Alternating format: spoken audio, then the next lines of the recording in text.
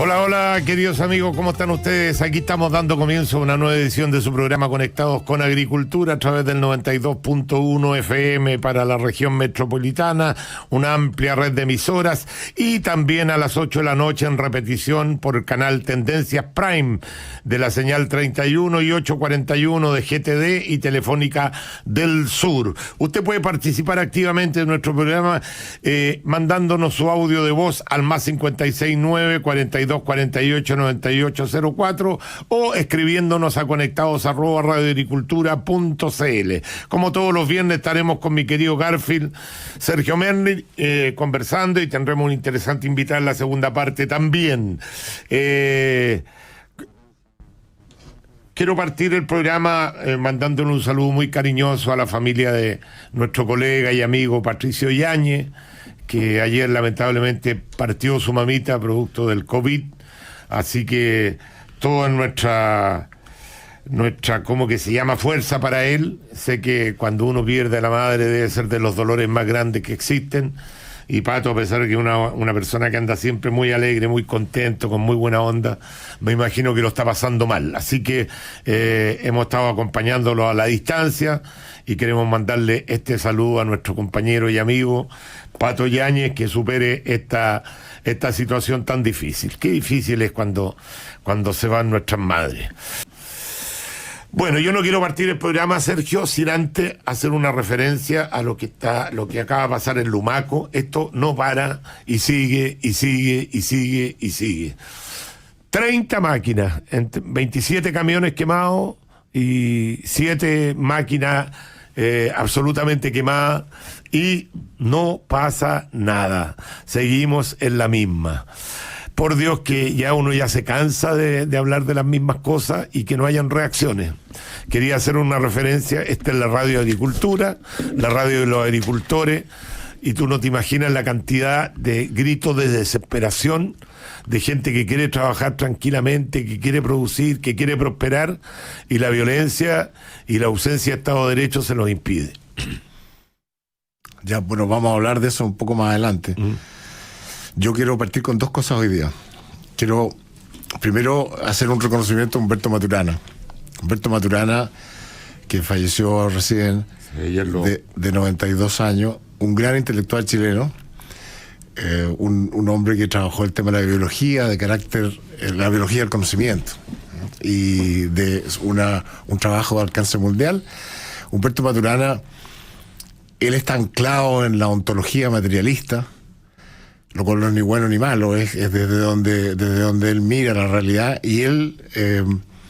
No, pero espérese, pues no dé por hecho que todos vamos a entender qué significa eso. ¿Qué significa que está anclado en la ontología? En una mirada del mundo basada desde lo material en vez de lo espiritual. Ah, ya. Que sería una ontología basada en la espiritualidad, en una percepción mística del universo. Pero son opciones propias de los seres humanos. Dentro de eso, él era el gran gurú, y él introdujo un concepto que se llama la autopoiesis, que es la autoconstrucción de uno y de la realidad.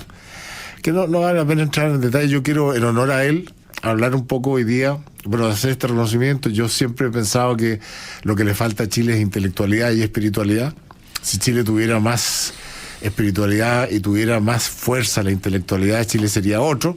No estaríamos presas del populismo y de la política barata que estamos hoy día, simplemente porque la clase política no tiene ideas, tiene opiniones, pero no tiene ideas, y por lo tanto es presa fácil del populismo y del facilismo, y de eso quiero hacer mi editorial hoy día, antes de entrar a la contingencia. Yo quiero hablar de la conciencia. En honor a Maturana, por supuesto yo voy a hablar de una mirada distinta, pero es lo que él introdujo al mundo, la biología, el conocimiento, tiene que ver con la conciencia. Y el ser humano tiene algo que es increíble y distintivo de todas las otras especies, que es la conciencia de ser conscientes. Sabemos que somos conscientes. Y eso es increíble, porque los animales, por ejemplo, también tienen una forma de conciencia, pero no se dan cuenta que no se dan cuenta que piensan nomás. ¿Y eso cómo lo sabe usted? Porque de repente llama a su perrito y el perrito no viene. o lo mira y decide si va o no va, o si lo ataca o no lo ataca. Eso significa que está pensando, está procesando, pero no sabe que está haciendo eso. Para él es solamente instintivo. Entonces, la conciencia, esta conciencia de ser consciente, que es propio del ser humano, es administrada. Imagínense que es como un motor interesante la conciencia, un auto o un vehículo. El administrador de esa conciencia se llama ego. El ego, la sensación de la idea del yo, que empieza a aparecer en la vida más o menos a partir del primer año. El primer año los niños y la madre, el hijo o hija de la madre están como fusionados. El niño está pegado a la teta de la madre y son uno, viene de adentro con los olores. A partir del primer año, cuando el niño se empieza a caminar y a decir las primeras palabras, empieza a descubrir que es distinto que la madre, que es un ser humano distinto, muy lentamente, y después aparece el padre. Entonces, esa conciencia que de alguna manera empieza a desarrollarse así tempranamente, ¿de qué se trata? Se trata en la práctica, a lo que yo voy a ir desde el punto de vista personal, de las personas que nos escuchen, desde el punto de vista político, que usted sabe que me interesa. La conciencia se trata de darse cuenta, de subir cosas a la conciencia, de incorporar cada vez más elementos a la conciencia, de ser consciente, que los americanos llaman el awareness, que es una cosa que está muy de moda ahora, el awareness, pero que significa darse cuenta, ser consciente de cada uno de los detalles y las cosas que pasan en su vida. Ahora, dado que los seres humanos somos únicos e irreproductibles, hay un solo Checho Irane y solo habrá un solo Checho Irane. Usted es único e irreproducible por ahora. Porque nosotros sabemos que con la tecnología, capaz que en un tiempo más clonar. Lo van a clonar o van a desarrollar otro Checho Irane y ahí sí que estamos hasta la corneta. Sí, es mejor que clonen a otros, no a mí. Que hubieran clonado a Maturana, que fue un aporte para el mundo. Gracias por el cero aporte. Me multiplico por cero al tiro, ya. Bueno, un aporte a las ideas. Usted ha sido un aporte a la sociedad, a las comunicaciones. Usted ha sido un aporte a la idea de la libertad. Usted ha sido un aporte en todo sentido. No, pero si no necesito flores, siga nomás y ya la cagó ya. Siga nomás. Pero usted no ha hecho un aporte intelectual. Usted ha hecho un aporte experiencial, que es igual de importante. Entonces, dado que somos únicos e irreproducibles y va a haber un solo... Me siguió cagando, güey. Usted no ha hecho un aporte intelectual.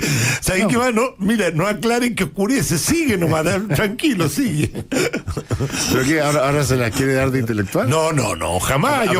Mira, jamás he pretendido ser lo que no soy. Yo soy feliz con lo que soy. Así sí, nomás. pero sin embargo usted se acaba de hacer un máster en comunicación y da... Pero eso no me da intelectualidad, no, simplemente le da un poquito un poco más de conocimiento, pero no intelectualidad. Esa es la intelectualidad, porque la intelectualidad es el conocimiento, bueno. Es la maestría del conocimiento. Ahora lo está arreglando. Ya no, sigue nomás. Si el programa no se trata de mí. Se trata de usted, señor.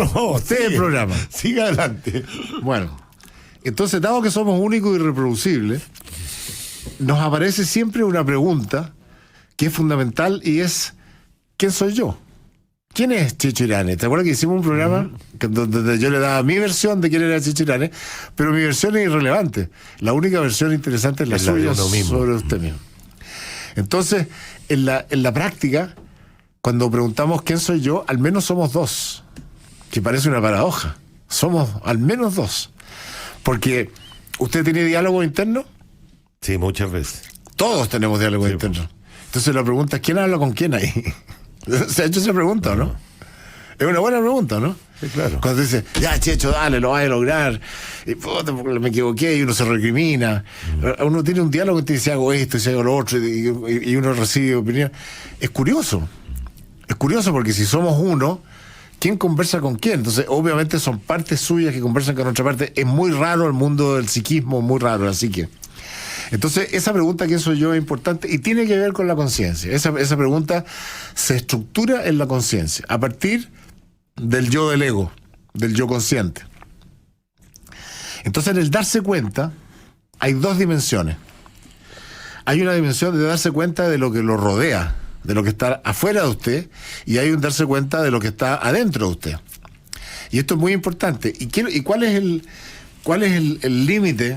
¿Qué lo separa a usted de lo de adentro y lo de afuera? La conciencia. La conciencia es como una membrana de su ser psíquico que está afuera de la conciencia, de afuera, el mundo afuera y el mundo interno. Entonces, el trabajo es... Algo tiene que ver en este análisis que estás haciendo tú, la emoción y la razón? Porque la razón es mucho más consciente que la emoción.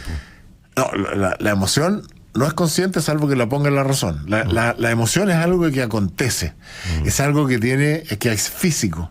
Uno siente, sí, claro. Y lo otro es distinto, uno piensa, y también hay uno actúa. Y los tres están interrelacionados. El ser humano tiene 4 grandes dimensiones: espiritual, mental, emocional y física. Y eso es lo difícil, eso es lo que Gurdjieff llamaba el cuarto camino, la integración de eso, porque somos distintos en los 4 aspectos. Tenemos y lo curioso, y voy a hablar de eso en un instante, la personalidad, que es cómo me relaciono con el mundo externo.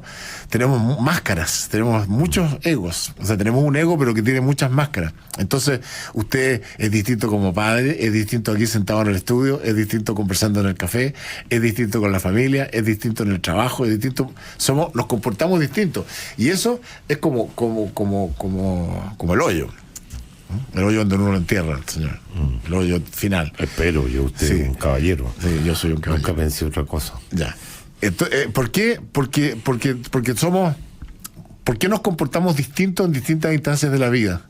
¿No sería lindo? Porque voy a dar un ejemplo práctico para que la gente se entretenga. Twitter. El personaje de Twitter es siempre distinto al personaje de la vida real. O casi siempre.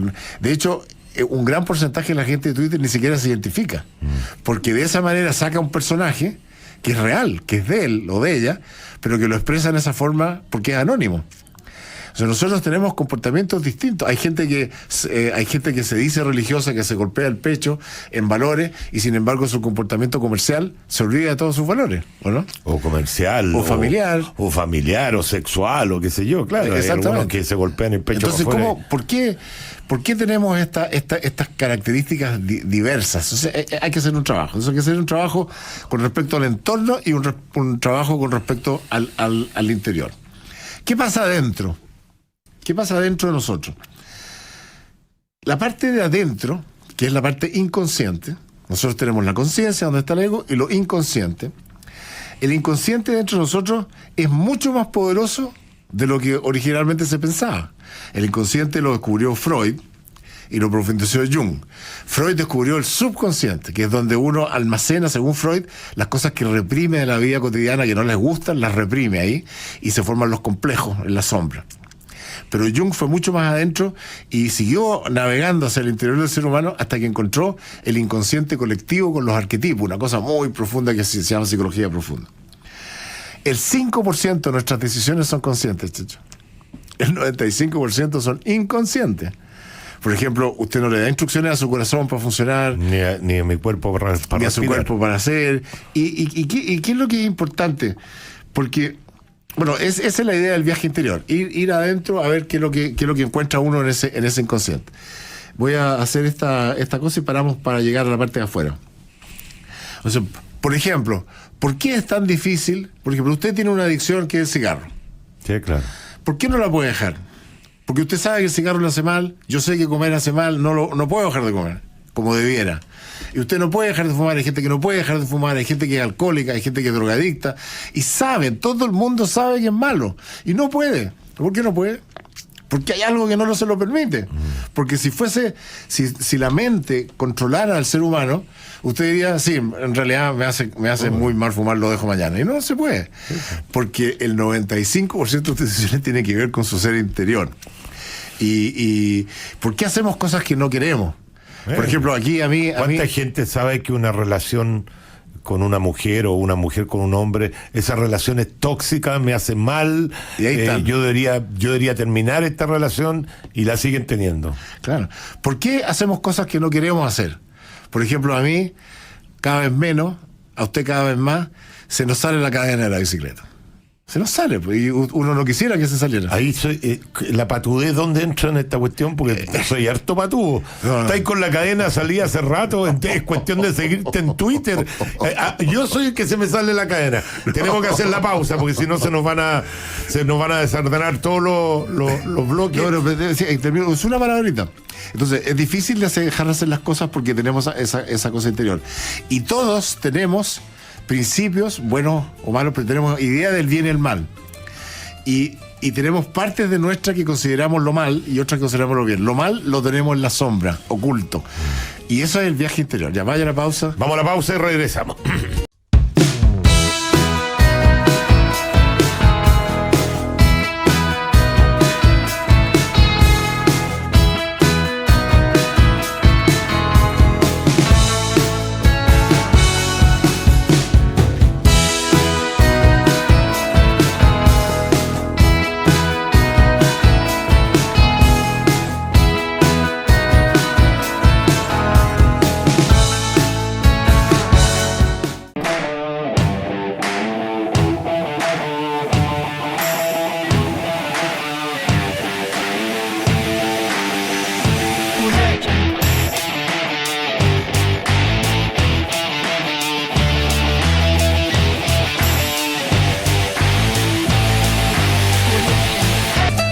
Muy bien, ya estamos de vuelta.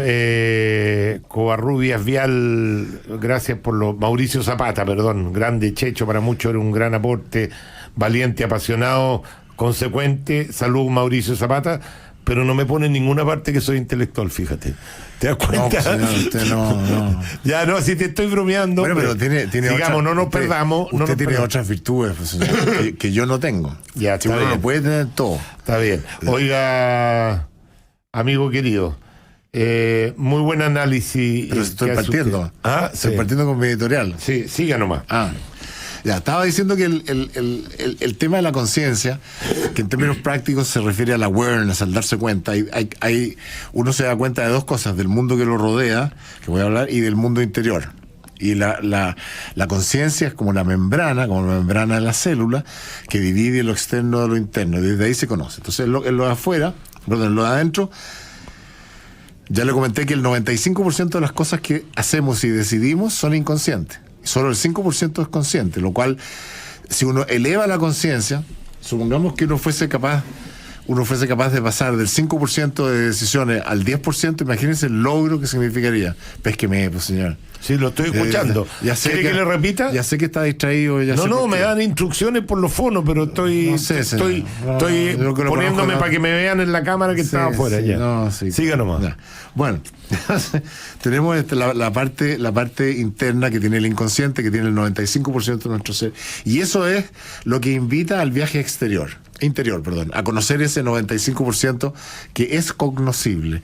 Y lo que hace, uno saca cosas del inconsciente y lo sube a la conciencia. Y por lo tanto uno se transforma en una persona más consciente. Entonces, ese es el viaje interior. Y hacia afuera, primero, hay dos cosas importantes. Primero, ¿de qué manera me relaciono con el mundo de afuera? Porque hay un yo y hay un otro, lo otro y los otros. ¿Cómo me relaciono? Y eso... La personalidad. Eso es la personalidad. La personalidad que también es la psicología de la conciencia. Es mi yo social, es mi manera de interactuar. Y ahí están mis máscaras y mis personajes. Jung, en ese sentido, Jung no solo escribió de la psicología del inconsciente, tiene trabajos muy importantes de la conciencia, y Jung distinguió dos actitudes fundamentales a la relación con el mundo, en la cual usted y yo somos los polos opuestos, y por eso nos queremos tanto. Hay una actitud que se llama extrovertido y una actitud que se llama introvertido, que es como camina uno por el mundo. Imagínense, ¿se acuerda el Pac-Man? ¿Recuerda como una bolita que va comiendo cosas? Va comiendo otro. Las personas que son extrovertidos es el Pac-Man que va comiendo para afuera. Y lo de adentro lo deja como un dato. Y el que es introvertido, el Pac-Man va mirando hacia adentro y va comiendo hacia adentro y va dejando el mundo externo como lo dado. No se lo cuestiona tanto como se cuestiona el mundo interno. Si usted tiene un carácter totalmente extrovertido. Por cierto, todo va afuera. Pero extrovertido no significa que sea bueno o malo para la comunicación.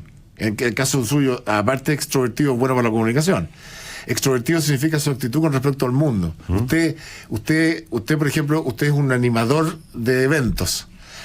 Es todo para afuera, pues, obvio. Usted se siente muy bien afuera, usted recoge la información de afuera muy bien. Yo, en cambio, en la parte social, soy un desastre. Yo voy a una reunión social y me siento en un rinconcito a observar y a ver qué es lo que me está pasando. Entonces está primero esa gran actitud, si es introvertido o extrovertido. Y después hay cuatro hay dos ejes adicionales que tienen que ver cómo se informa, cómo captura la información del mundo y cómo decide. Y cómo captura la información del mundo, hay dos maneras de capturarla, de forma intuitiva o de forma práctica. Usted es práctico y yo soy intuitivo. Y después, cómo toma decisiones. ¿Toma decisiones racionales o toma las decisiones por la guata? Ahí los dos somos de guata, no somos racionales. Y por eso no nos equivocamos tanto. Usted más que yo. Bueno, entonces eso hace que si usted tiene 2 actitudes y 4 posiciones, hace 8 tipos de personalidad, que son los 8 tipos de personalidad junguianos, que después se fueron a 16 con Mayer y Briggs. Lo segundo, o sea, lo primero es cómo me relaciono, que es su personalidad. Lo segundo tiene que ver con el conocimiento de lo que pasa afuera, con las reglas, con las leyes de lo que pasa afuera. Entonces, cuando usted mira hacia afuera, lo primero que descubre es lo otro, el mundo, los árboles, la materia, la casa, la radio, eso es lo otro. Pero también está el otro y la otra, que son 2 dimensiones distintas. Entonces, lo primero y lo más importante, y ahí voy a conectar con la política, cuando usted se encuentra con lo otro, es cómo funciona el mundo. No cómo le gustaría que funcionara. Primero tiene que saber cómo funciona, después trata de cambiarlo. Pero a partir de entender cómo funciona de verdad, ¿o no? ¿Se acuerdan que hicimos el otro día el programa de la economía? Son principios básicos. Y en lo otro, cuando me comunico con lo otro o los otros, hay un término que los americanos llaman la compasión. Y la compasión significa la capacidad de ponerse en el lugar del otro. Es como si usted se pone por detrás, dentro de la cabeza del otro, que es distinta a la empatía. La empatía, así usted y yo que nos estamos mirando, la empatía es lo que está entre medio. Es como nos empatizamos, cómo nos conectamos. La compasión es como yo trato de ponerse en el zapato del otro. El zapato de entender cómo piensa usted. Entonces, esto en honor a Humberto Maturana, a pesar de que él trabajaba una cosa más distinta.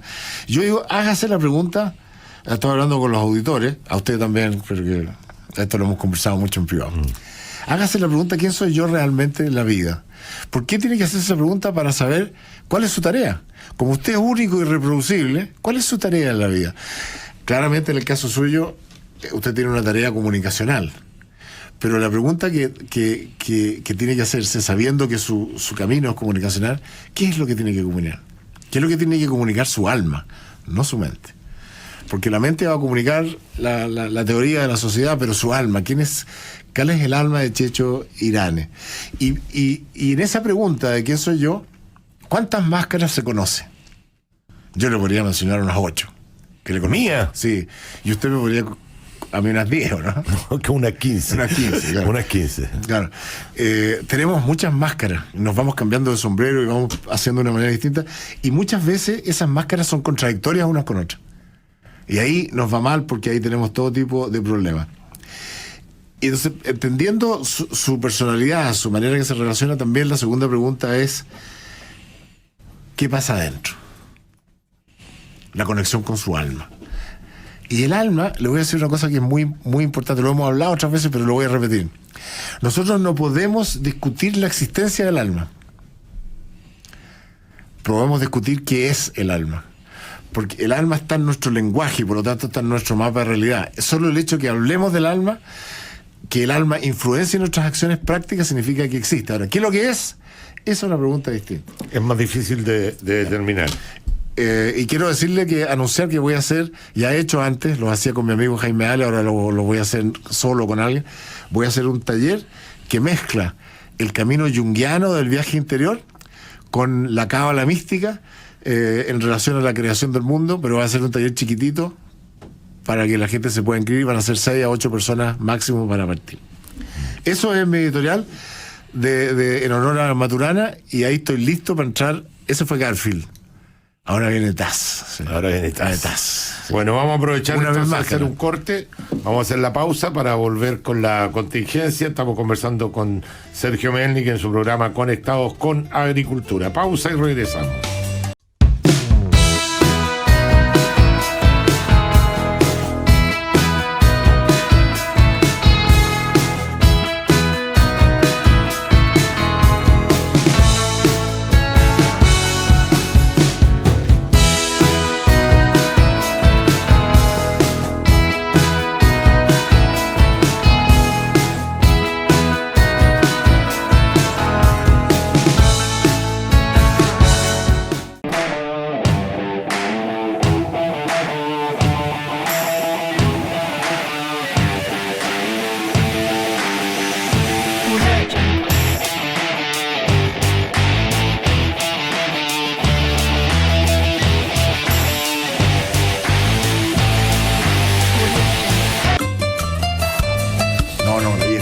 a una primaria. Bien, ya estamos de vuelta y vamos a tocar un poquito de contingencia con Tengo Sergio muchos temas. Tiene muchos temas. A ver, trate de focalizarse, señor. ¿Puedo pasar un aviso? Como la ayuda del gobierno, trate de focalizarse. Sí, quiero pasar un aviso antes. Usted como usted que ha sido mi jefe de campaña, como la corneta de jefe de campaña, porque yo no he hecho campaña por usted, yo soy simplemente, como usted es el anticandidato, porque no hace campaña, cada cierto tiempo yo recuerdo que usted va como concejal de Las Condes. Oh, está bien que haga eso, se lo agradezco, pero usted es el jefe de mi campaña, y como jefe de campaña es un cacho. Me acabo de enterar. Yo soy un cacho como candidato, pero entre los dos no hacemos uno.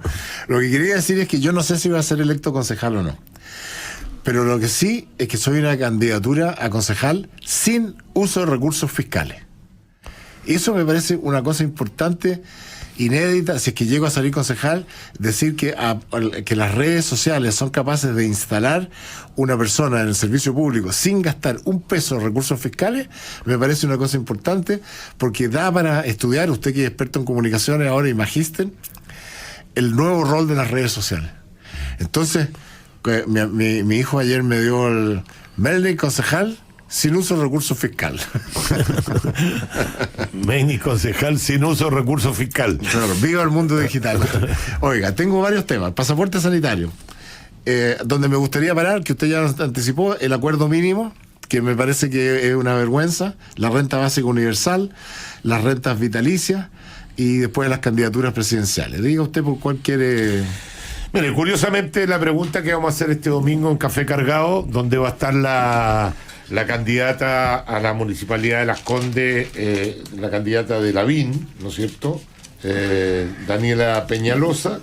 Y además oiga, no se acuerda ni el nombre usted. Imagínese cómo estará viendo esa campaña. Bueno, está bien, eso, ¿no? Me parece que yo tengo esta semana tengo dos personas que van a jugar un rol muy importante en el futuro de este país y que son absolutamente desconocidas.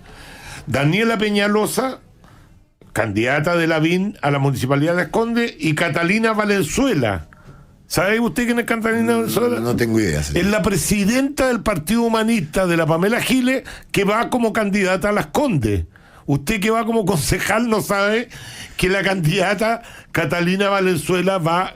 Entonces voy a tener a las dos, ¿cómo que se llama, candidata? Que no son Gonzalo de la Carrera, que es el otro candidato que es mucho más conocido. Yo voy a rezar para que no salga ninguna de las dos. ¿Ah? Voy a rezar, pues usted sabe que yo rezo de repente, para que no salga electa ninguna de las dos. No sé, por lo menos, no sé, Daniela Peñalosa a mí no me da susto. No, a mí tampoco me da susto. ¿Y por qué va a rezar entonces? Porque prefiero que salga Gonzalo de la Carrera. Ah, pero eso es otra cosa, está bien. Usted puede preferir, yo también puedo preferir, pero... Por eso, si yo quiero que salga Gonzalo de la Carrera, tengo que rezar para que no salga su competidora. Ah, está bien, pero... No tengo nada contra ella, nada, no la conozco. Y quiero decir una cosa, me cuesta acordarme el nombre. Sí, pues, pero cuidado que usted eventualmente podría ser concejal siendo ella alcaldesa. Bueno, ahí... ¿se da cuenta? Entonces... Ahí todo quedaría en la derecha, a mí no me preocupa. Porque yo no soy enemigo de ella, ni mucho menos de la UDI. Yo amo a la UDI, tengo muchos amigos en la UDI y no tengo ni un problema. Correcto. Bueno, voy a tener a ello. Y la pregunta que estamos haciendo para el domingo, porque estamos haciendo una encuesta, la pregunta es, si usted ya recibió las 2 vacunas, ¿debería tener un carnet que lo acreditara y por lo tanto menos restricciones? Esa es la pregunta que estamos haciendo para ver qué es lo que piensa la gente. Yo tengo mi opinión, pero algo puede decir usted. Pregúnteme mi opinión. ¿Usted? Pregúntemelo. ¿Cuál sería su respuesta? Yo estoy en contra del carnet sanitario. ¿Está en contra? Totalmente en contra, porque yo creo que el carnet sanitario históricamente son experimentos y un paso previo al chip digital. Al proyecto ID 2020 de las Naciones Unidas y de Bill Gates, y a mí me parece que todo esto de la cuarentena y todo es un error. Aquí hay que invocar el autocuidado, hay que hacerlo con la ciudadanía. No podemos tener un gobierno que nos esté cuidando como niños chicos. Nosotros somos todos grandecitos y tenemos derecho a ejercer el autocuidado y no a depender de un gobierno de burócratas que dice, mañana es esencial. ¿Se acuerda cuando el ministro dijo, a partir del jueves los cigarrillos dejan de ser esenciales? Hasta el miércoles en la noche era, el jueves no. Esas cosas burocráticas las detesto. Esos funcionarios burocráticos iluminados que creen que pueden dirigir la vida de los demás, los detesto. Los seres humanos no, como quiere la izquierda cree eso, que nosotros somos robots, que puede haber ingeniería social. Yo no creo en la ingeniería social. Yo creo en la libertad. Y la libertad tiene que ver con dos cosas que hemos conversado acá. ¿De qué me libero y para qué me libero? Ayer preguntó un tuitero, deme una sola receta para el desarrollo económico. Y le contesté lo que usted le contestaría igual que yo, la libertad. La libertad bien entendida. Bien entendida, autorregulada, pero con regulación de los intereses de los demás. ¿Me deja hacer un matiz con respecto a tu votación sobre mi encuesta? ¿Y por qué me trata usted si nos hemos tratado respetuosamente como pareja de usted? No, porque como me ninguneó y me multiplicó por atáqueme, pero con usted. Ya, déjeme darle mi respuesta. No esa es la pregunta que vamos a hacer este fin de semana. Al final vamos a hacer el tema de las elecciones. Me mareé, weón. Es que era la pregunta original, pero una buena encuesta. No, es que era la encuesta que íbamos a hacer, pero al final quisimos preguntar algo que nos sirva. ¿Cuánta gente va a ir? ¿Y usted piensa ir a votar o no piensa ir a votar? ¿Y cuáles son las razones por las cuales no iría a votar? Ya, pero... Pregúnteme a mí, po. Pero espérese, pero déjeme darle la respuesta de la primera. Oye, usted es más desordenado con cumpleaños mono, ¿eh? Ya, ordénense. Gobiérnese. Ya. No me distraiga porque ya estoy distraído. Ya me tiene loco el Melnik y me habláis por los oídos tú. Yo creo que hay principios que se anteponen a otros. Sí. Yo estoy de acuerdo a usted que a mí, yo soy un amante de la libertad, absolutamente. A mí esto de vivir, que alguien me diga lo que puedo comer, lo que no puedo comer, lo que puedo comprar, lo que no puedo comprar. Salvo su señora. No, yo la verdad que soy una persona esencialmente libre. Señor, yo estaba en su casa y ve cómo le dan orden. Pero no voy por ahí. El punto mío es el siguiente. Si yo me vacuné, ¿no es cierto? Cosa que otros no hicieron, ¿por qué el Estado me va a decir usted siga manteniéndose encerrado porque hay otros que no se vacunaron? A mí me parece injusto. Ahí para mí prima el principio de la libertad. Entonces, a mí me parece una muy buena idea el carnet sanitario, porque es un incentivo a que algunos irresponsables se vacunen. Usted sabe que en el rango de 40, 50 años no se están vacunando y hay 1 millón de personas que podría haberse vacunado y no se han vacunado. Entonces, si a esa persona tú le decís, usted va a entrar al teatro, ¿quiere volver a hacer? Tiene que mostrar el carnet porque si no, usted es un peligro para el resto. Entonces, desde ese punto de vista, yo creo que es bueno el carnet sanitario. Es otro argumento, distinto al tuyo, pero también que persigue el tema de la libertad. Pero ¿no cree usted que hay personas que tienen legítimo derecho a dudar de las vacunas por la manera en que se han producido? Bueno, pero esas personas entonces no pueden estar en lugares públicos. ¿Por qué? Pues si la sociedad es tan mía como suya, pues señor. No, pues pero ellos van a contagiar a otros. Pues. No sé. Si la gente se muere con el COVID. No, se muere con el COVID, es verdad, pero se muere también de muchas otras cosas. No, está bien, pero... ¿Sabe lo que más mata, señor? La falta de libertad. Eso es lo que mata. Es como alguien dijo el otro día, la desigualdad no mata, el hambre mata. Lo mío no tiene que ver con la libertad, porque con esto... Por supuesto que lo mío solo tiene que ver con la libertad. No, porque el carnet lo que te está dando es mayor libertad, po. El carnet te está permitiendo hacer cosas que hoy día no te dejan hacer. Claro, pero le quita la libertad a nosotros. Un día la cuarentena, por ejemplo. Estamos en cuarentena porque hay que bajar la... ¿Por qué la gente que tiene carnet no puede salir el día de cuarentena? Es que yo creo que tienen que salir todos, señor. No, pero bueno, que ahí hay un tema como que se llama sanitario. Exactamente. Que ni usted ni yo conocemos cómo funciona. Pues. Claro, pero yo he leído mucha gente científica que tiene dudas razonables sobre la vacuna. Dudas muy razonables. Y nosotros no sabemos verdaderamente los efectos colaterales que puede tener esta vacuna de largo plazo. No lo sabemos. Y a mí, que usted sabe que yo soy conspiranoico por naturaleza, cuando escucho las ideas de estos intelectualistas internacionales del orden global en que hay que eliminar a 4.000 o que 5.000 millones de seres humanos y hay que parar la reproducción humana, me entran sospechas. A mí me han entrado sospechas de este tema del virus desde el origen. Yo creo que esta es parte de la Tercera Guerra Mundial. Yo creo que el virus es un ataque biológico a Occidente. Me parece sorprendente que los chinos sean por un lado el origen del virus y por otro lado los únicos cuya economía no ha sufrido, y los chinos fíjense que andan todos sin máscara. Bueno, aquí hay alguien que piensa como usted. Elías Herane dice: hola Checho, hola Sergio, ya es hora que nos pongamos a hablar en serio de esta pandemia. Está bien que el tema político sea el tema por las prontas elecciones, pero que pase tranquilo. La propuesta del carnet y pasaporte verde no se puede permitir. Va contra todo lo que es la libertad del ser humano, va contra toda la Constitución y la ley. Seguiremos pasando a llevar la Constitución cuando a los políticos se les dé la gana. Dicen que la vacuna es voluntaria, pero si no te la pones te limitarán a poder entrar a lugares o incluso viajar. Te hago una pregunta: ¿cómo pueden aprobar este carnet verde si no se sabe qué efectos tendrá estas vacunas en 5 o 10 años más?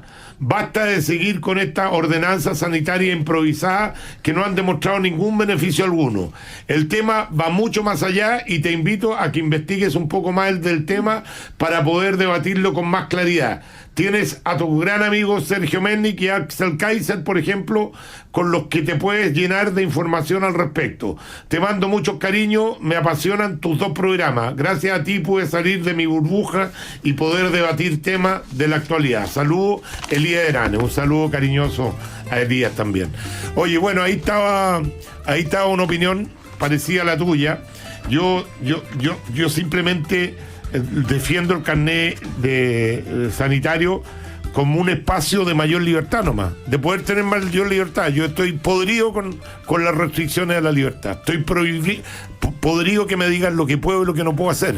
Entonces siento... Tiene una contradicción vital. A lo mejor tenemos una mirada distinta. Yo siento que el carnet sanitario para mí es una puerta a la libertad más que otra cosa. Claro, pero es al revés, porque una vez que usted acepta ese yugo, después le van a poner otro y otro y otro y otro, como nos han puesto ahora, que no nos dejan salir, no nos dejan entrar, con una arbitrariedad.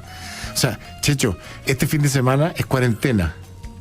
Este fin de semana. El Día de la Madre. Y el día, al margen de eso, este fin de semana es cuarentena. Y el otro no, porque quiere votar. Corta el deseo, po. Estoy de acuerdo contigo, ¿no? Sí, en eso estamos de acuerdo.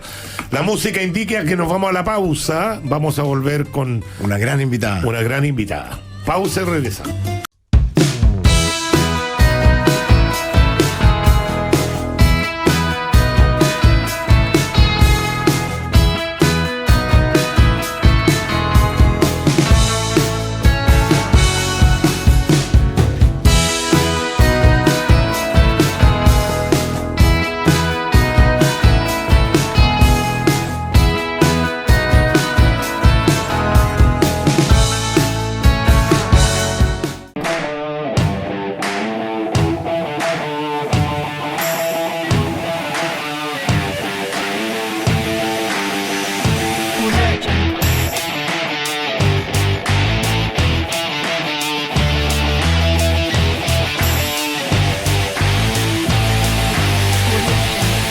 Ya, vamos a invitar ahora sí a nuestra invitada. Ella es abogada de la Pontificia Universidad Católica, magíster en impuestos de la Universidad Adolfo Ibáñez, socia de Bersovich y compañía y de Fontaine y compañía. Tiene que ver, ella es una especialista en todo lo que es impuestos, y como hoy día, mi querido Sergio, está todo hablándose de los impuestos,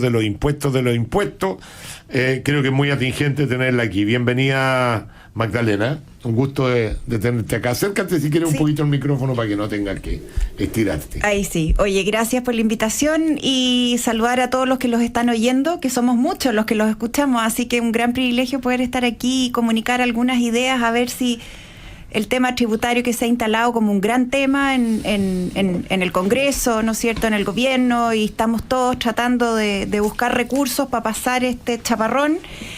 A ver si aclaramos algunas cosas y podemos llegar a algún consenso y ilustrar a la gente que nos está escuchando con algunas ideas que a lo mejor algunos no van a compartir, pero echar arriba de la mesa y poder hacer una discusión un poquito más seria. Tener alguna evidencia. Lo importante, porque todos estos temas son medios complejos, son medios técnicos, entonces lo importante es dar una cosa macro a la gente en general. ¿De dónde saca recursos el Estado?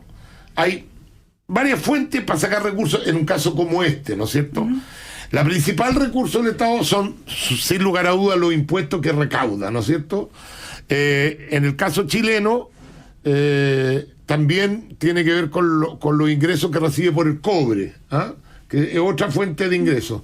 Pero también, en un periodo como este, el Estado podría recurrir a reducir gastos inútiles, ¿ah?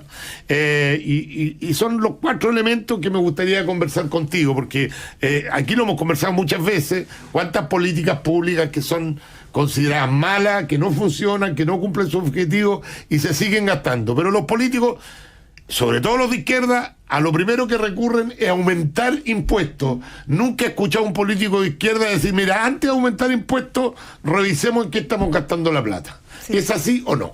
Efectivamente es así. Bueno, el fisco, ¿no es cierto?, recibe recursos por distintas fuentes, como decías tú, Checho. La más importante, la que más aporta son los impuestos. Y dentro de los impuestos existen un montón de impuestos que se pagan en Chile. Pero yo creo que antes de hablar de impuestos, lo más importante desde la perspectiva de cómo yo lo veo y la pandemia lo que nos ha demostrado es que nosotros primero tenemos que tener la información. Tener la información como la han tenido las AFP de cuáles son las personas que tienen, ¿no es cierto?, sus recursos, cuál es su cuenta corriente, en dónde se pueden hacer las transferencias, en sus cuentas vistas. El sistema ha funcionado porque esas empresas, ¿no es cierto?, tienen la información. El fisco anda, ¿no es cierto?, como un ciego dando palos porque no se tiene la información. Así mismo lo dijo y por esto casi le cortaron la cabeza al pobre Mañalich en su momento, porque dijo que él no sabía cómo la gente vivía sin nada, ¿no es cierto? Pero ¿cómo vamos a saber si teníamos una cantidad de inmigrantes ilegales que habían entrado al país y que el fisco chileno, o el Estado en este caso, no los había fichado? No, y acuérdate cuando Ignacio Briones, siendo ministro de Hacienda, pidió el carnet de identidad, no me acuerdo para qué cuestión, casi se lo comieron vivo, que era una invasión a la privacidad y qué sé yo, y simplemente quería tener un dato para poder focalizar. Exactamente, entonces yo creo que lo primero que tenemos que hacer es como, más que ir a recaudar más, que obviamente en situaciones, para mí obviamente en situaciones extremas como la que estamos viviendo, ¿no es cierto?, desde el 18 de octubre para adelante, porque yo sumo la crisis social más el tema de pandemia, nosotros tenemos que tener información clara, primero, de quiénes van a ser los sujetos a quienes se van a dirigir estas recaudaciones, porque dentro de los impuestos, una de las cosas más importantes y que se echa de menos es la rendición de cuentas. ¿En qué se gasta lo que yo contribuyo? Yo creo que mucha gente estaría más dispuesta a pagar y a buscar menos oportunidades de evadir o eludir impuestos si uno viera efectivamente que la plata que uno aporta le llega a quien tiene que llegar. Mira, yo cuando aprendí impuestos hace ya bastantes años en la universidad, a uno le enseñaban, el profesor de finanzas de la época, que era un genio, que decía que uno le entregaba los billetes al fisco, y cuando el fisco iba a construir viviendas, hacer hospitales, etcétera, los billetes se iban cayendo en el camino. Entonces, finalmente, lo que le llegaba a la persona eran 3 billetes y uno le había entregado 10. Entonces, y el resto se queda en la burocracia. Mira, ojalá. Porque no, también en la burocracia, en la corrupción, exactamente, en los pitutos. Y por último, si uno pudiera pensar en el mundo perfecto, se podría quedar, como decías tú, en todas esas políticas públicas, ¿no es cierto?, que han fracasado, que ya no tienen ningún sentido y que por lo tanto podríamos de alguna manera, y a mí me gusta mucho en eso la cultura americana, en que, por ejemplo, las fundaciones, que en Chile tú sabes que nosotros financiamos con recursos fiscales el Museo de la Memoria, fundaciones de carácter político. En Estados Unidos eso no ocurre. Lo que ocurre es que el mismo contribuyente, al momento de hacer su declaración de impuestos, él señala a quién le quiere entregar el porcentaje que se destina a incentivar distintas ideas, políticas, religiosas, cultura. Claro. Entonces ellos compiten, hacen que el sistema compita por acaparar esos recursos. Y eso lo hace súper eficiente. Entonces, el fisco, si bien en Estados Unidos o aquí en Chile uno pudiera decir, ya, no va a recaudar, ¿no es cierto?, porque se va a ir al Museo de la Memoria o se va a ir a la fundación, no tengo idea, uno podría, de alguna manera, transparentar efectivamente de cuánta plata estamos hablando y cuánta es esa plata que a lo mejor yo no quiero contribuir al Museo de la Memoria. Estoy diciendo por una cuestión simplemente práctica para el ejemplo. A lo mejor yo quiero que se vaya a la iglesia pentecostal, ¿te fijas? Pero que no me obliguen con mis recursos a repartir, en el fondo, una decisión que han tomado un par de políticos, un par me refiero al Congreso, y me obligan a mí a contribuir con mis recursos. Entonces, al final uno dice, ¿sabéis qué? Sí, pero ahí, yo no ahí quiero se pagar. enreda un poco tu análisis yo no quiero que construyan la doble vía en Américo Vespucio, quiero que construyan No, una calle es que cerca yo de mi estoy casa. hablando de fundaciones. No, está bien, sí, yo entiendo. Te lo estoy poniendo, Sí. como ridículo para entender mi punto, digamos. Claro, que una organización central como el Estado decida qué es lo que hace con mis plata. Lo hicimos por elección, democráticamente, lo elegimos a él para que él tomara las decisiones. Lo que uno no entiende es que se tomen malas decisiones y que efectivamente... Claro, pero hay un punto que es interesante, que es, sobre todo la izquierda, que habla de democratizar, que yo estoy de acuerdo, pero esto es como democratizar un poco los impuestos. Permitir que el ciudadano asigne una parte sobre una parte. 10%, 15%, democratizar el impuesto es muy importante. Pero no existen muchos países del mundo. Pero Bueno, eso no significa que no resulte. No, Chicha. claro. Sí. Entonces, Oye, a mí yo te digo, yo siempre apoyo a Desafío Levantemos Chile, a la fundación, porque justamente Desafío se ha preocupado siempre de que la gente pone un peso y la gente sabe para dónde fue ese peso. Bueno, y le muestran dónde está invertido y no gastan un peso en administración, porque eso lo tienen financiado con un banco, qué sé yo. O sea, es que hay que quitarle poder a los políticos y darle más poder al Exacto. ciudadano. Ese es mi punto. Los políticos se han apropiado del país completo, se adueñaron del país, tienen coteadas las empresas públicas, coteados los directorios de no sé qué, se metieron en los colegios, se metieron en las cruces, los políticos son como unas garrapatas que se agarran de todo. Y por eso la gente se resiste a pagar Claro. impuestos, porque uno ya no quiere que eso No quiere. ocurra, ¿te fijas? Entonces, si nosotros somos capaces primero de identificar bien a quiénes va a llegar, ¿no es cierto?, el aporte que nosotros hacemos, yo te podría asegurar que esta cuestión sería mucho más eficiente y la recaudación sería más efectiva. Pero como eso no ocurre, ¿no es cierto?, tenemos que ir a buscar más recursos, que es el discurso que está instalado hoy día. Entonces tenemos un Congreso que ha tenido ideas novedosas de pasar a llevar la Constitución una vez más, que creen que esto va a salir gratis y no nos va a salir gratis, va a ser esta cuenta va a salir muy cara. Entonces están diciendo que la minería, ¿no es cierto?, tiene que aportar más allá del 80% de lo que produce. Yo no sé qué negocio puede aguantar eso. Después nos están diciendo que los súper ricos tienen que hacer un aporte, probablemente lo tienen que hacer, ¿no es cierto?, pero no de la manera en que está legislado. Tú sabes Después vamos a hablar de eso, porque también vamos a ver cuáles son más eficientes y cuáles son menos eficientes, para que nos explique. Tenemos que hacer una pausa y regresamos.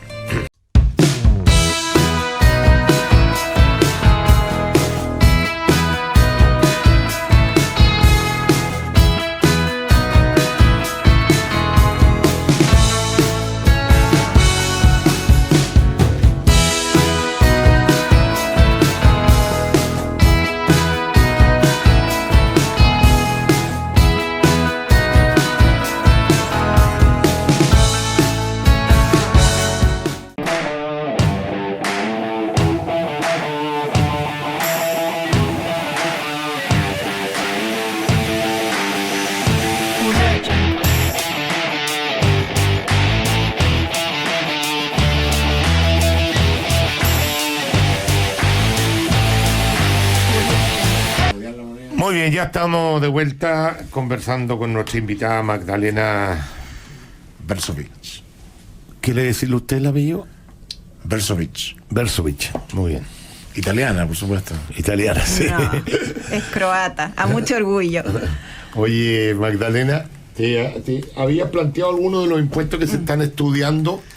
¿Por qué el sentido común dice, oye, si los súper ricos tienen tanta plata, ¿por qué no pueden aportar en una situación excepcional como esta? ¿Por qué no ha funcionado en otros países este impuesto a los súper ricos? Explícamelo. Porque el sentido común dice, sí, pues sí, pucha, si los súper ricos les sobra la plata, tienen miles de millones de dólares, podrían aportar un poco más en esta situación difícil. Mira, Checho, primero decir que el primer ejercicio en que se recauda este impuesto hay una contribución y efectivamente la gente paga su impuesto. Hay en un primer año una eficiencia. El problema es que esto no se puede medir por la foto de un año, esto se debe medir en el tiempo, porque al año siguiente, si tú ves la recaudación de todos los países que lo tuvieron en algún momento, obviamente que la recaudación cayó estrepitosamente. Porque cambiaron los patrimonios, porque obviamente mucha fortuna, ¿no es cierto? Salvo los bienes raíces y eso que es menos movible, digamos. Pero en general las grandes fortunas son inversiones líquidas que hoy día tú sabes que apretar un botón y transferir los fondos a otro país es relativamente sencillo. Y sacan la nacionalidad en otro país y imponen allá. Bueno, a eso iba. Allá. A eso iba. En el fondo, tú tienes el día 1 que efectivamente se recauda, tienes el año 2 que ya no hay recaudación. Pero esto no era por una sola vez que lo están diciendo. No, yo te digo la experiencia internacional. Porque tú me preguntaste por qué no sirve. ¿Por qué internacionalmente esto no ha dado resultado? Por lo que te estoy diciendo. Porque las fortunas en el fondo abandonan el lugar donde son grabadas y buscan o bien jurisdicciones que son más beneficiosas o definitivamente jurisdicciones que no tienen el impuesto. Entonces la única manera que esto funciona, y de acuerdo a los informes de la OCDE, sería que a nivel mundial nos pusiéramos de acuerdo que todos los países graben a los ricos. Sería la única alternativa. Claro, porque no se pueden ir porque no se podrían ir a ni una parte, ni a buscar una tasa más baja o una tasa cero. Entonces, después tienes el tema de que en Chile efectivamente sí hubo un impuesto a los súper ricos, lo que pasa es que pasó piola y a la gente se le olvidó. Se estableció una sobretasa en contribución de bienes raíces para aquellos contribuyentes, personas naturales, que fueran dueños de inmuebles cuyo avalúo fiscal superara los 400 millones en conjunto. De ahí para arriba se estableció una sobretasa y la están pagando mucha gente hoy día en Chile. Es un impuesto a los súper ricos, a los más ricos. En el fondo es... O sea, hay varios impuestos al patrimonio en Chile hoy día. De acuerdo, pero en el fondo nosotros empezamos con el tema de los súper ricos con una promesa de que se estableció de que el gobierno iba a dar un paso, que íbamos a gravar a los bienes raíces, porque es lo más sencillo, desde el punto de vista de que, como no son líquidos, los bienes raíces no se pueden mover. Entonces, como les digo, pasó piola. Nadie se dio cuenta, salvo cuando le llegó la sobretasa en la notificación y les dijeron, oiga, usted, como es dueño de más de 400 millones en avalúos fiscales, usted me tiene que pagar una sobretasa en contribución. Ya no basta la contribución que usted paga, sino que paga un poco más. Y eso fue después del 18 de octubre. Ya son odiosas las contribuciones. Bueno, porque son el patrimonio. Me pueden conviar otra vez y podemos conversar, así que yo encantada, pero en el fondo aquí la gente se le ha olvidado. Yo creo que nadie se acuerda de esto ya. Esta fue la primera impuesto a los súper ricos. Pero el tiempo en radio pasa volando, se nos va a acabar el tiempo y tenemos hartas preguntas que hacerte. Y yo soy media gatera, esto del impuesto a los súper ricos, además se va a usar el balance del año 2019. Balance. Y la ley no, esto de que la ley no puede ser retroactiva. Claro, porque obviamente el del 2019 fueron mucho mejores que los del 2020 que estuvimos en pandemia, ¿no es cierto? Bueno, el proyecto que presentó inicialmente la diputada Vallejos con otra gente, que entre paréntesis era un proyecto que de verdad era vergonzoso, es vergonzoso, porque tenía estas faltas de ortografía, y doy fe de eso, porque yo misma o sea, cuando tú presentas una reforma constitucional, lo menos que puedes hacer es, ¿no es cierto?, preocuparte de la forma. Ya el fondo, ¿para qué vamos a conversar? Es una iniciativa que no le corresponde al Congreso y por lo tanto es inconstitucional, pero ya sabemos en este país lo que pasa con el tema de la inconstitucionalidad. Entonces ya, avancemos un paso y decimos ya, olvídate, no importa, eso ya pasó. Vino gente del mismo lado de ellos, gente expertos que dijeron, oye, mira, como está presentado, efectivamente el proyecto no va a volar porque te obligaban al 31 de diciembre del 2019 las personas naturales que tenían bienes en Chile sobre un patrimonio bruto. Patrimonio bruto significaba que era solo sobre los activos, pero no te dejaban descontar los pasivos. Entonces, qué ridículo. Pero así estaba escrito. Entonces, $22 millones en activos sin dejar descontar los pasivos. Y para la gente que entiende... O sea, yo puedo tener $22 millones en activos y tener $25 millones de deuda, puedo estar más endeudado de lo que tengo en activo. Entonces, bueno, pero usted ¿cómo va a habría pagar sido- impuestos? Usted Sí. habría sido elegido para pagar el impuesto a los súper ricos. Después Increíble. se estableció este 2,5 que había que pagarlo dentro de los 30 días siguientes a la fecha de la publicación de la ley. Tú comprenderás que el pobre Servicio de Impuestos Internos, que es el que está encargado, ¿no es cierto?, de fijar los impuestos en Chile y la tesorería de cobrar, ¿de a dónde? Si para efectos de impuesto de herencia le dan a la sucesión de una persona que muere, le dan al menos 2 años para poder hacer el trámite y pagar el impuesto, porque la determinación de los valores no es sencillo.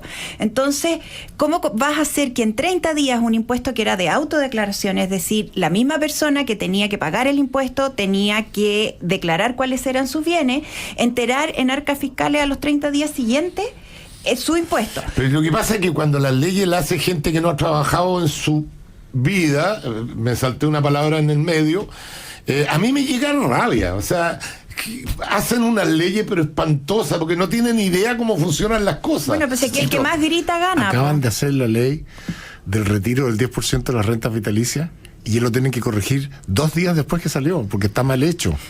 Por supuesto. Por supuesto. Claro, entonces, si uno avanza un poquito más, el proyecto se ha perfeccionado, el de los súper ricos. Como te digo, los técnicos que apoyan en el fondo a la gente de izquierda, gente que sabe de impuestos, dijo ya, ok, por lo menos este proyecto lo tenemos que corregir, y entre las cosas que uno destaca es que primero se estableció que las reglas de valorización ya no iban a ser el patrimonio bruto, sino que el patrimonio neto, Pero por lo supuesto, cual lo hace bastante más básico. razonable.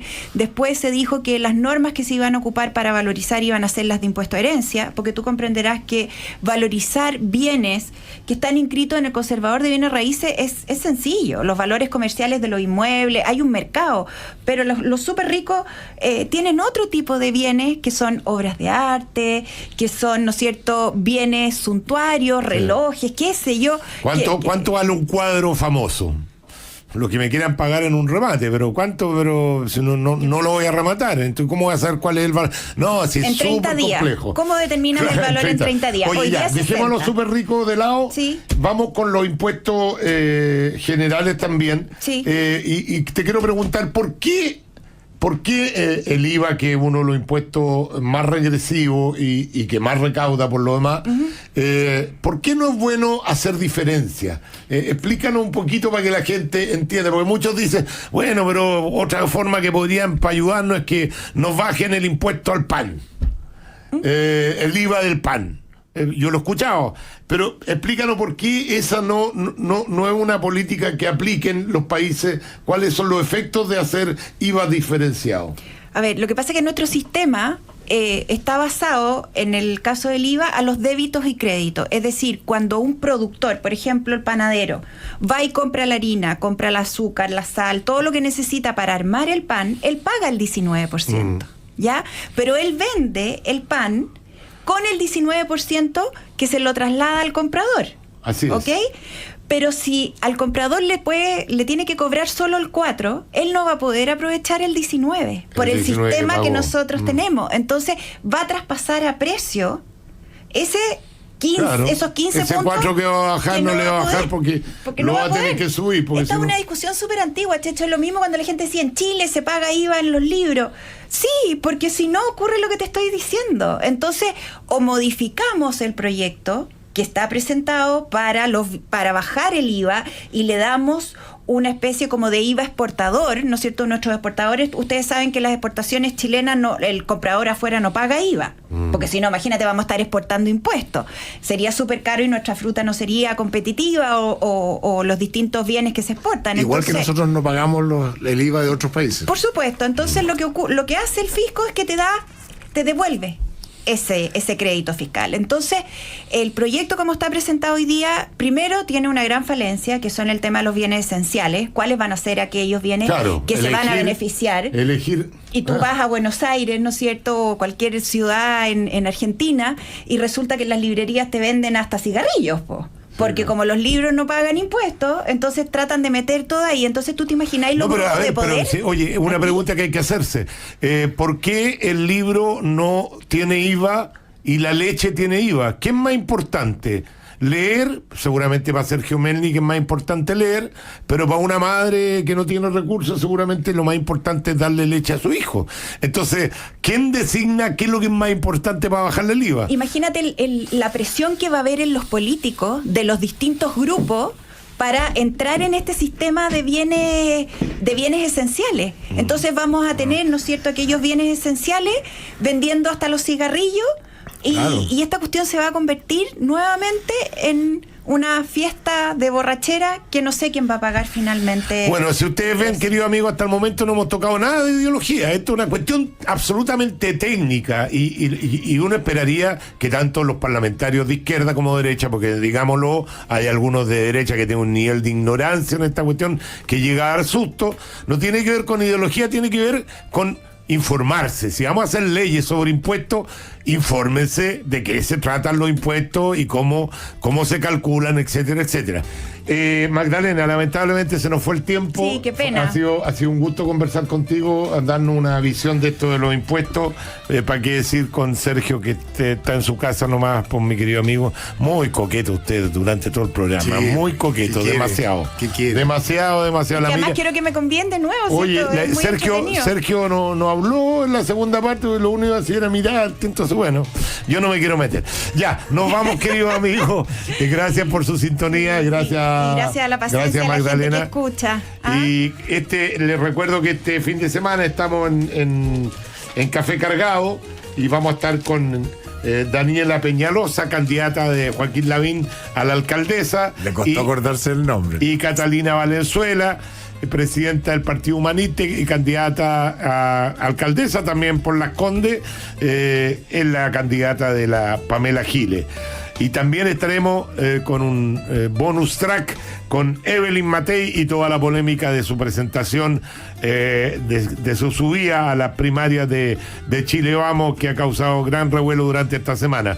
Así que no se pierdan Café Cargado este domingo a las 20 horas. Y con ustedes, queridos amigos, nos encontramos el lunes con otro capítulo de Conectados con Agricultura. Que Dios los bendiga. Chao, chao.